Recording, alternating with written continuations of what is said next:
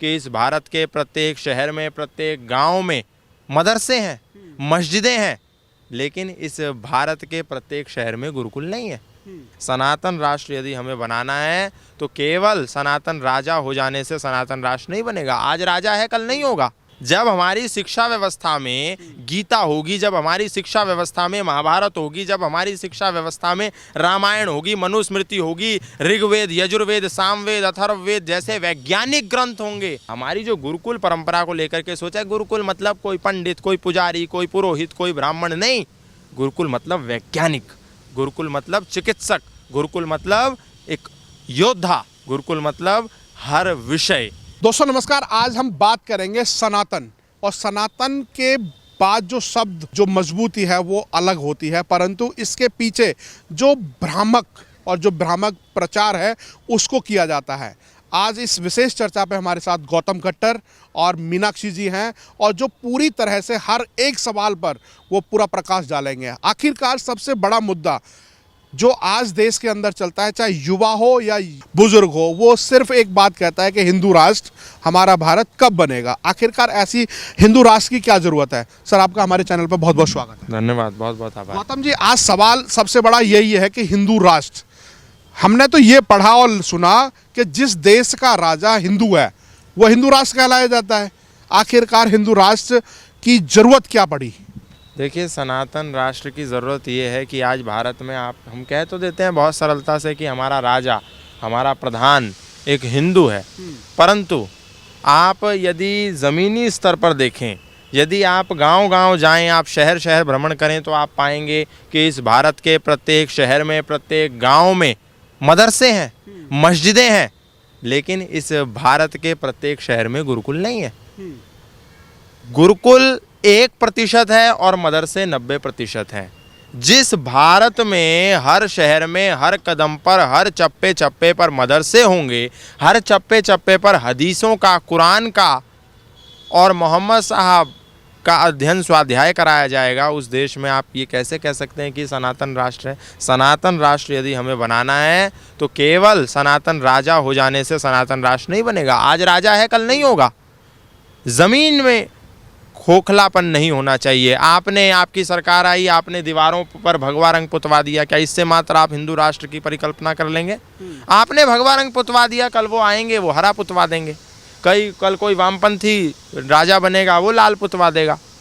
कल कोई ईसाई बनेगा, वो कोई दूसरा रंग पुतवा देगा। रंगों में हमें राजनीति, ये सत्ता बांटने का, उलझाने का प्रयास करती है, पर हमें रंगों पर ना उलझ करके मूल संस्कृति पर और मूल शिक्षा व्यवस्था पर अडिग रहना चाहिए। जब तक इस देश की शिक्षा व्यवस्था अंग्रेजी शिक्षा व्यवस्था है, जब तक इस देश की शिक्षा व्यवस्था इस्लामिक शिक्षा व्यवस्था है, जब तक इस देश की शिक्षा व्यवस्था गुरुकुलहीन शिक्षा व्यवस्था है, तब तक हम सनातन राष्ट्र नहीं हो सकते, नहीं हो सकते, नहीं हो सकते। गुरुकुल की जो परंपरा है, जो पद्धति है, उसको आखिरकार रोका किसने है? सरकार ने थोड़ी रोका है कि गुरुकुल बैन कर दिए जाएंगे या उनको चलाने नहीं दिया जाएगा, तो आगे क्यों नहीं आते फिर? सरकार ने रोका नहीं है, लेकिन मदरसों में बैठे हुए मौलवियों को, मुकर्रमों को, बारियों को, मुफ्तियों को कौन पेंशन देता है, कौन तनख्वाह देता है? सरकार देती है। और गुरुकुल में बैठे हुए आचार्यों को कौन सी ऐसी सरकार है जो बोलती है कि 50,000 रुपये से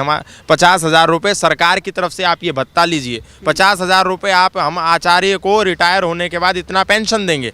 एक भी गुरुकुल के आचार्य को पेंशन नहीं मिलती, सैलरी नहीं मिलती, कोई अलाउंस नहीं मिलता, लेकिन प्रत्येक मदरसे के मुकर्रम मुल्ला मौलवी बारियों को पेंशन भी मिलती है, भत्ता भी मिलता है और भ्रमण के लिए खर्च भी मिलता है। तो क्या सरकार नहीं रोक रही है?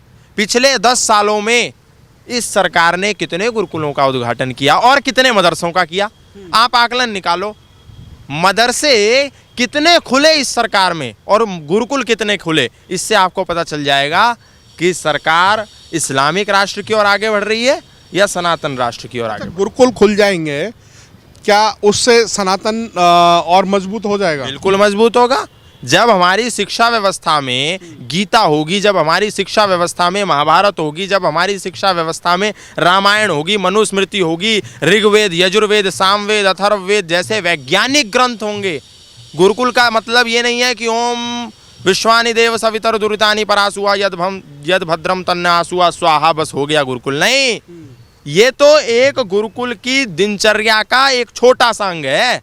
इसके अतिरिक्त गुरुकुल में विज्ञान पढ़ाया जाता है, गुरुकुल में चिकित्सा पढ़ाई जाती है, गुरुकुल में आर्किटेक्चर पढ़ाया जाता है, गुरुकुल में हर विषय पढ़ाया जाता है। ऐसे ही आर्यभट्ट पैदा हो गए गुरुकुल से पढ़ के, ऐसे ही पैदा हो गए चरक और सुश्रुत आदि दुनिया के सर्वश्रेष्ठ चिकित्साविद, जिनकी प्रतिमाएं आज जर्मन के कई विश्वविद्यालयों के दरवाजों पर लगी हुई हैं, मुख्य द्वारों पर लगी हुई हैं। कैसे हो गए? कहाँ पढ़े थे वो? ऑक्सफर्ड गए थे क्या? स्टैनफोर्ड गए थे? कैम्ब्रिज गए थे? गुरुकुल में पढ़े थे। हमारी जो गुरुकुल परंपरा को लेकर के सोचा, गुरुकुल मतलब कोई पंडित, कोई पुजारी, कोई पुरोहित, कोई ब्राह्मण नहीं। गुरुकुल मतलब वैज्ञानिक, गुरुकुल मतलब चिकित्सक, गुरुकुल मतलब एक योद्धा, गुरुकुल मतलब हर विषय। तो आज की जो मॉडर्न पद्धति के हिसाब से जो शिक्षा नीति है, क्या गुरुकुल उसको टक्कर दे पाएगा? बिल्कुल देगा, क्यों नहीं देगा। आप आज मॉडर्न शिक्षा व्यवस्था को देखिए। आपने मॉडर्न शिक्षा व्यवस्था में पढ़ा करके एक अच्छा इंजीनियर तैयार कर दिया, लेकिन आपने एक अच्छा इंसान नहीं बनाया, तो क्या होगा? वो सरकार से पैसा लेकर के पुल बनाएगा, लेकिन पुल में धांधली कर देगा, उसी पुल के नीचे दब करके कई हजार लोगों की मौत हो जाएगी। मतलब मॉडर्न शिक्षा व्यवस्था ने एक अच्छा इंजीनियर बनाया, लेकिन अच्छा इंसान नहीं बनाया, तो क्या हुआ? मानवता खतरे में आ गई। आज की शिक्षा व्यवस्था में आपने अच्छा डॉक्टर बना दिया, लेकिन आपने अच्छा इंसान नहीं बनाया, तो उसने क्या करा? जब कोरोना जैसी महामारी आई और ऑक्सीजन की प्रत्येक मानव मात्र को आवश्यकता थी, तो उसने ऑक्सीजन को स्टॉक करके रख लिया और बाद में काला बाजारी में बेचा। जो 100 रुपए में चीज बिकनी थी, उसको 1-1 लाख में बेचा गया। तो क्या मतलब है? आपने अच्छा इंसान नहीं बनाया, अच्छा डॉक्टर जरूर बनाया जो आपका इलाज कर सकता था। आपने अच्छा अध्यापक नहीं बनाया, आपने अच्छा अध्यापक बनाया, लेकिन आपने अच्छा इंसान नहीं बनाया, क्योंकि वो अध्यापक बनने के बाद जब वो सरकारी शिक्षा को उत्तीर्ण करने के बाद पास हो गया और जाकर के किसी सरकारी विद्यालय में बैठा, तो उसने कहा अब कुछ करने की जरूरत नहीं है, अब तो मेरी सरकारी नौकरी लग गई, और उसने बच्चों को नहीं पढ़ाया और बच्चों का भविष्य बर्बाद हो गया। इसी बात में मुझे याद आया कि एक वीडियो बड़ा वायरल हो रहा है, ये तो मुझे पता नहीं है कहाँ का। सरकारी अध्यापक है, जेब में पौवा लेकर के स्कूल में जाकर के वो गिलास और चखना लेके बैठ जाता है। ऐसे बिल्कुल बिल्कुल। आप इस तंत्र को देखिए, इस तंत्र में अच्छे आईएएस बन जाते हैं, अच्छे पीसीएस बन जाते हैं, अच्छे आईपीएस बन जाते हैं, लेकिन वही आईएएस, आईपीएस, पीसीएस इस भारत की भारतीयता को खतरे में डाल करके भ्रष्टाचार करते हैं। इसका मतलब क्या? आपने अच्छा आईपीएस और अच्छा प्रशासनिक अधिकारी बनाया, लेकिन अच्छा इंसान नहीं बनाया, इसलिए उसने देश को बेच दिया।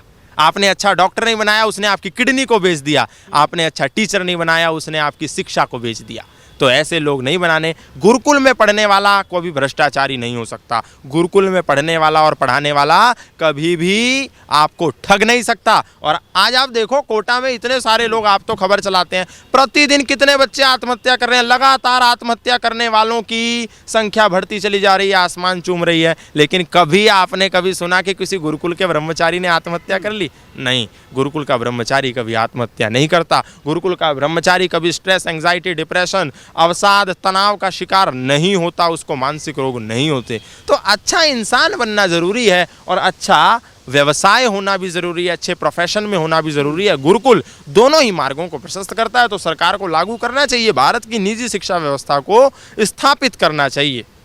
तो क्या देखते हैं कि जिस तरीके से आज का युवा है, और बहुत सारे पेरेंट्स भी ऐसे हैं कि जो गुरुकुल से डरते हैं, कि वहाँ पर भेजने से डरते हैं, उनको क्या क्या संदेश देना चाहिए? उनको भ्रम है कि हमारा बच्चा गुरुकुल में जाएगा तो वो पिछड़ जाएगा, वो पीछे हो जाएगा, वो अंग्रेजी नहीं जानेगा। लेकिन मैं उन सब से आग्रह करूँगा, आप सबका स्वागत करूँगा, आप आइए, हरिद्वार में जाइए और आचार्य कुलम में विजिट कीजिए। आप जाइए और वहाँ जाकर के देखिए आचार्य कुलम, पतंजलि गुरुकुलम के विद्यार्थियों को देखिए। आप महिलाओं को गुरुकुलों में, चोटीपुरा में जाइए, वहाँ जाकर के देखिए। आप जाइए गुरुकुल रोहतक में, आप जाइए गुरुकुल रुड़की में, आप जाइए गुरुकुल पौंधा में, और जाकर के देखिए कि वहाँ का बच्चा यदि संस्कृत जानता है, हिंदी जानता है, तो उतनी ही तन्मयता से और उतनी ही समर्पण के साथ वो अंग्रेजी भी बोलना जानता है। आप ये मत सोचिए, यदि वहाँ का बच्चा अपना शास्त्र जानता है तो वो अपना विज्ञान भी जानता है। यदि गुरुकुल का बच्चा श्लोक जानता है तो वो गणित भी जानता है। क्यों? क्योंकि हमारे शास्त्रों में हर विषय है। और आपको जानकर के आश्चर्य होगा, सन 1835 से पहले भारत के गुरुकुलों में 18 विषय पढ़ाए जाते थे। तो लॉर्ड मैकॉले ने अपने रिसर्च में लिख के गया है। सन 1835 2 फरवरी को जो उसने लंदन की पार्लियामेंट हाउस में जो भाषण दिया और अपने यहाँ जो भाषण उनके हुए, उसमें साफ साफ लिखा है कि यहाँ 18 विषय पढ़ाए जाते थे और आज आपके बच्चे को स्कूल में कितने विषय पढ़ाए जाते हैं? हिंदी, इंग्लिश, मैथ, एसएसटी और साइंस, 5 विषय, और एक फिजिकल एजुकेशन, वो भी 9वीं के बाद। तो हमारा गुरुकुल श्रेष्ठ है कि तुम्हारी शिक्षा परंपरा श्रेष्ठ है? तो लौट के आएंगे, फिर हम उस पर नहीं आ पाएंगे अभी। सरकार यदि सहयोग करेगी तो जरूर आएंगे, और इसीलिए हमने भी एक प्रयास किया है कि एक ऐसे गुरुकुल की स्थापना होनी चाहिए, लेकिन ये जन भागीदारी से होगी। ये आपका, मेरा, इनका किसी एक व्यक्ति का कार्य नहीं है, ये सामूहिक पुरुषार्थ से ही संभव हो सकता है। और हमने लोगों से आह्वान किया कि अभी राम मंदिर हम सबने बना लिया, हमने कितने 500 साढ़े 500 वर्षों के तपस्या के बाद, त्याग के बाद, बलिदान के बाद, हजारों लाखों क्रांतिकारियों की आहुति देने के बाद राम मंदिर स्थापित कर लिया। लेकिन राम जी एक आवाज़ कह रहे हैं, राम जी कह रहे हैं कि यदि मैं केवल मंदिरों में ही सिर्फ कैद रहा तो मैं फिर से उजाड़ा जाऊंगा, मुझे विद्यालयों में भी पढ़ाया जाए, मैं तभी काम आऊँगा। लेकिन आप कॉन्वेंट स्कूलों से, हालेलुया और मेरा यीशु यीशु गाने वालों से ये उम्मीद नहीं कर सकते, ये आशा नहीं कर सकते कि वो आपके राम को अपने विद्यालय में पढ़ाएंगे। तो हमें क्या करना होगा? हमको समकालीन पैरेलल एक शिक्षा व्यवस्था खड़ी करनी होगी। इसलिए हमने लोगों से आग्रह किया कि भाई श्री राम की स्मृतियों का मंदिर तो बन गया, लेकिन जिस कारण से श्री राम मर्यादा पुरुषोत्तम थे, वो कारण क्या था? उनका आचरण था। वो आचरण उन्होंने कहाँ से सीखा था? महर्षि वशिष्ठ और विश्वामित्र के सानिध्य में रह करके सीखा था। उनकी स्मृतियों का भी एक गुरुकुल होना चाहिए, इसलिए हमने उसको नाम दिया श्री राम स्मृति गुरुकुलम। श्री राम की स्मृतियों का गुरुकुल, जहाँ से यदि बच्चा पढ़े तो श्री राम के श्रेष्ठ आदर्शों वाला हो, केवल श्री राम के आगे वो आरती ना घुमाए, श्री राम के चित्र के माथा टेकने के साथ साथ वो श्री राम के चरित्र को भी जीवन में धारण करने का किंचित प्रयास करे। तो श्री राम स्मृति गुरुकुलम की जो परिकल्पना है वो यही है। और मैं सबसे कहता हूं कि आप 1 रुपया सहयोग दीजिए, ताकि आने वाले समय में जब आपका बच्चा पूछे कि जब ये देश लूट रहा था, जब हम सांस्कृतिक रूप से गुलाम बन रहे थे, तो आपने पापा क्या सहयोग दिया, तो वो कह सकते हैं कि मैंने उस समय 1 रुपया दिया था। तो 1 रुपया दीजिए, 2 रुपया दीजिए, लेकिन अभियान हम सबका है, हम मिल करके इसको करेंगे और निश्चित तौर पर करेंगे।